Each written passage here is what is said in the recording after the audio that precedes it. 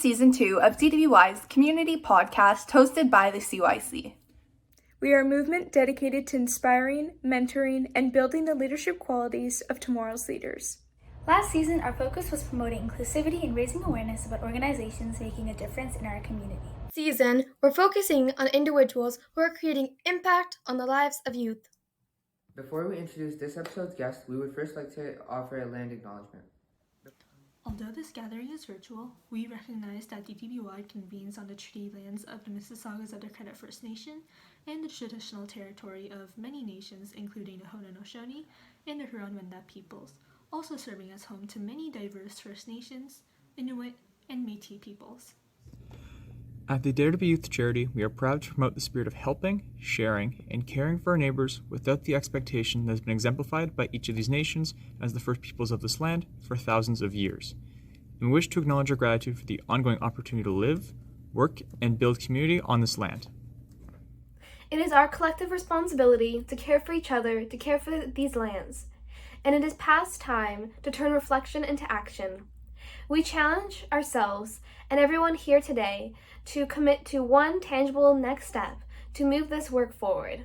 Welcome back to DTBY's community podcast, and welcome to the 13th episode of our new season. My name is Cassia, and I will be your host for this episode. On behalf of DTBY and the rest of our CYC, it is our pleasure to welcome Barbara from Redbird Therapy. DTBY has recently partnered with Redbird Therapy for their Kutana Wema project in order to bring youth across the world together at Youth Inspire Community Day on November 5th. Thank you for joining us today. Hey, thanks. It might be important, it's Kutana Wema for the program, and Kutana means to meet in Swahili.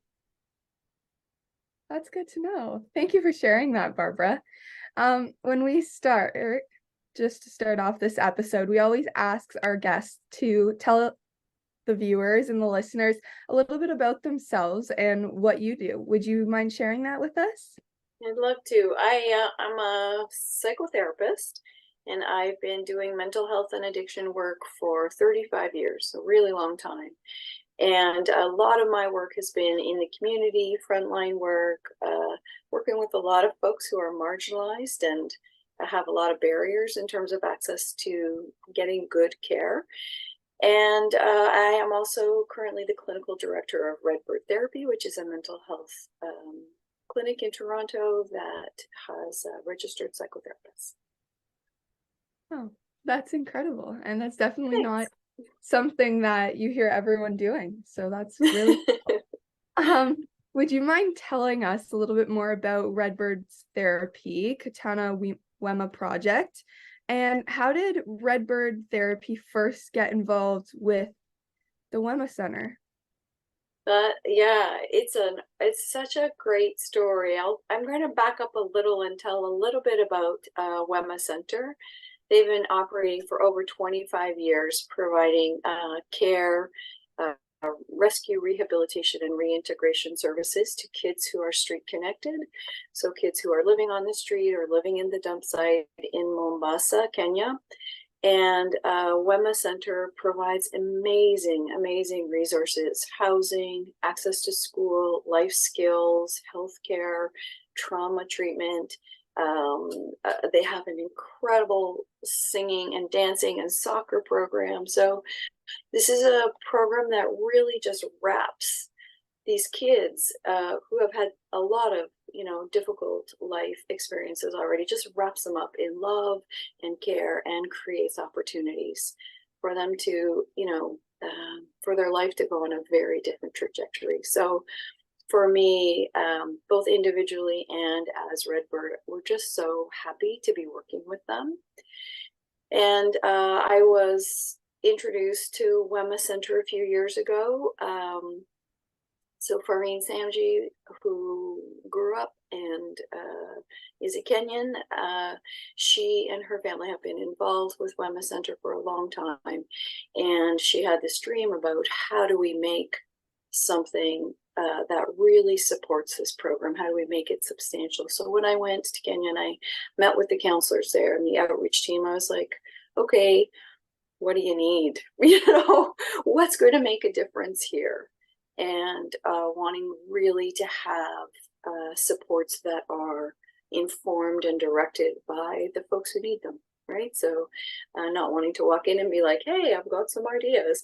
But what they said was, they're tired. You know, the staff is tired. They work hard. They work in a lot of isolation.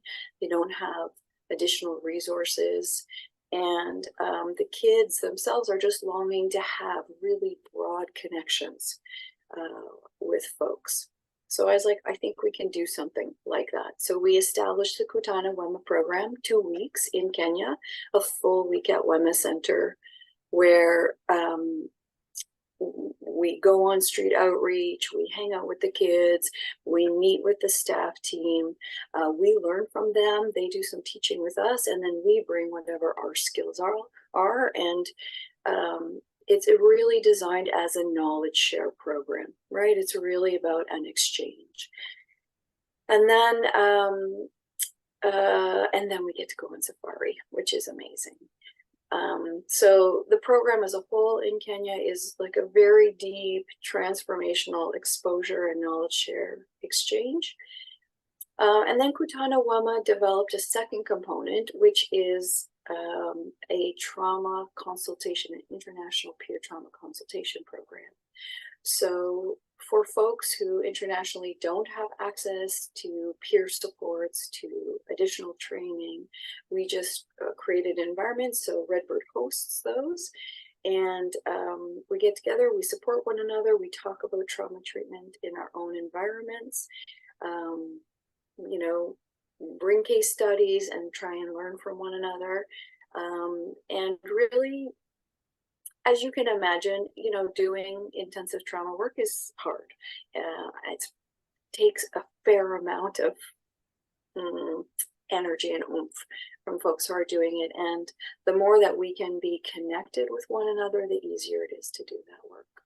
So the peer consultations operate in that way. And the connection with DTBY is the newest part. It's so amazing because your program is like so deeply committed to youth empowerment in the same way that Wema is. And so there's this beautiful synergy happening here where we can begin to have youth to youth connections internationally. You know, we'd love, of course, folks involved with DTBY to join us in Kenya and meet the kids and learn from their experience. And really, you know, like I said, the whole piece is about meeting and crossing all of these kind of sociological divides, country divides, life experience divides, and finding our common humanity. And I think Kutana Wema does that really well, and it's incredible to have you joining us in this process. It's amazing to have you guys join us as well, and I really like how you shared that it's never like someone's sharing information or bringing experiences, it's always an exchange, and that's such a good way to put it. And another comment I wanted to add is when you were describing how Redbird Therapy, like in my head, I just picture like Redbird Therapy with 2 big arms just giving a big hug to like the globe. I'm sure you've seen those pictures, but that's exactly what came to mind when you were talking about that. So that's so sweet. Can I just say something about that? Because honestly, when we were there, and if you ask anybody who has already come on the trip to Kenya, they're going to be like, yeah, I thought I was going to go in and give them a whole big hug and bring my love, which of course happened. But everybody said, oh my gosh, I can't believe how much love we were greeted with, and the kind of warmth and the welcome. And, you know, these kids who have lived through some really, really brutal circumstances just have so much to offer that it's kind of shocking to our system to be like, oh, I thought I was doing good work here, but actually I'm an incredible recipient. I'm sure everyone leaves with such a good feeling after those visits as well.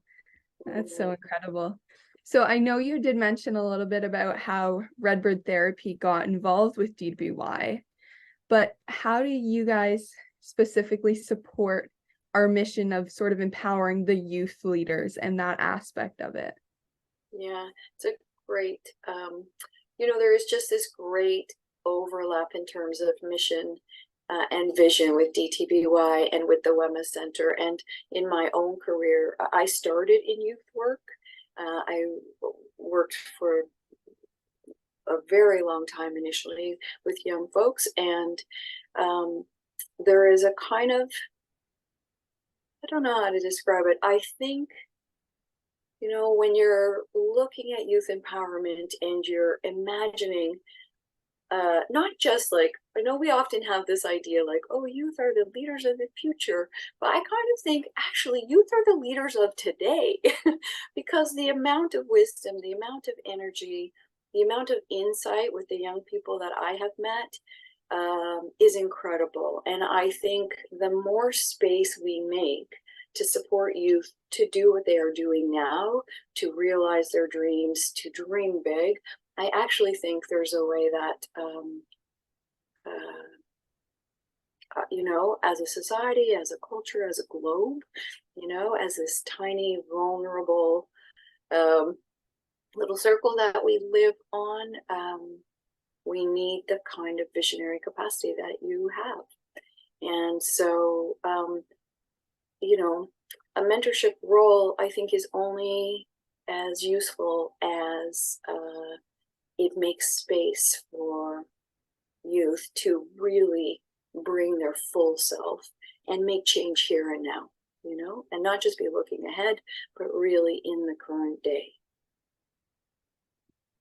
Yeah, I like how you say youth are the leaders of today and not necessarily the future, but I think that's nicely phrased. I'll put it that way.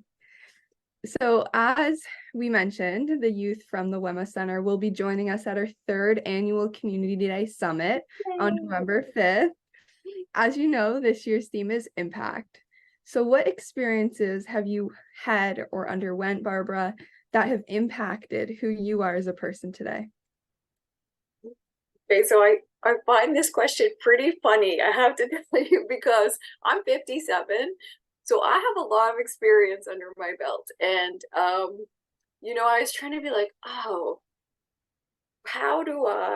there has been so many, I've been very lucky and very privileged in having incredible mentors in my life and incredible experiences. But when I think about what's impacted me, I have sort of 2 categories. I have the category where I have had to face some struggle or some suffering, and where someone has showed up for me and been like, hey, you got this, you're going to figure it out, and the thing you are walking through right now is going to make you a better person, a better therapist, a better partner, whatever, make the list. And I think that happens in everybody's lives. As a therapist, I really get to journey with people in their times of suffering and struggle, and it lets me see how common and human that is, and how resilient we are. When we take the tough moments and find our way through, it changes who we are. So for sure, my life has had its own fair share of struggle and suffering. But I also think about that other category of like, when you're, on fire and your dream is happening and you're being a bit of a rock star in this world, and people come in alongside of you in those moments and hold you up and cheer you and make space for you. And I think for me, those moments are when we grow out of collaboration and out of depth of connection and respect and trust and opportunity, and really out of our joy, out of our desire for what we want to be doing in this world. Those moments, I think, for me, just hold such a delicious feeling. And I can think back really clearly to the people in my life who saw me and heard me and said, oh my gosh, like, what you have to offer really needs to be in this world. And then made opened that door for me or stood beside me while I tried to open the door myself, you know? I like how you touched on both sort of more of the struggle aspects of life, really, and how then there's the other aspects of almost like empowerment and you've got this, that sort of thing. And I like how you mentioned both, because realistically you can't have one and not the other. Everyone's going to have both. And I think that's really what shapes how people are impacted in different sort of environments. So I know you shared a bit about how you've been impacted, but how are you planning to impact others, Barbara? I find that a tricky question, because, you know, as a therapist, we walk in a pretty open-ended, a little bit ethereal world. And there's times where in my work, I don't actually know what have I had to offer for this person I'm working with, this client I'm working with. You know, what landed, what stuck, what made a difference. Sometimes they'll tell you, and that feels really great. But sometimes you really, I don't know, there's something about stepping into this world from a place of trust and from a place of, from within your own value system, where you're like, here's what I believe. I do believe that we all contribute to making this world a better place, and sometimes a not as good place. And we have to consciously make those choices. And so how do you live in line with your value system? And for me, like, my core value system is about creating personal and social change. And I love to do that through art and through storytelling. Those are my biggies. So I do that as a therapist. I do that in the Kutana Wema program. I do that when we get to have these kind of mentorship and partnership opportunities. But I think there's a little piece of magic that you don't have control over, where you bring your best self from your best intentions, from your best values, and, you know, hope that you're doing something good in the world.